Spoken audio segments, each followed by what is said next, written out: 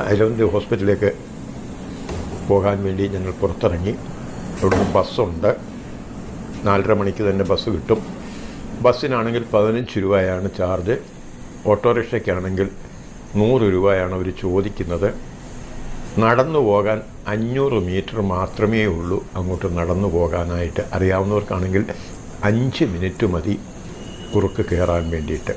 അങ്ങനെ ഞങ്ങൾ അവിടുന്ന് യാത്ര ചെയ്ത് അരവിന്ദിലെ വാതിക്കലെത്തി.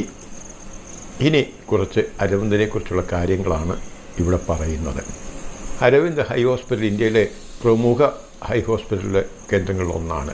1976 ഡോക്ടർ ഗോവിന്ദ വെങ്കടസ്വാമി സ്ഥാപിച്ച് ഇതിന് ഇപ്പോൾ ഇന്ത്യയിലുടനീളം 11 സൗകര്യങ്ങളുണ്ട്. മികച്ച നേത്രചികിത്സാ സൗകര്യങ്ങൾ സാധാരണക്കാർക്ക് താങ്ങാവുന്ന നിരക്കിൽ എത്തിക്കുക എന്നതാണ് അരവിന്ദ് നേത്രചികിത്സയിലെ ദൗത്യം.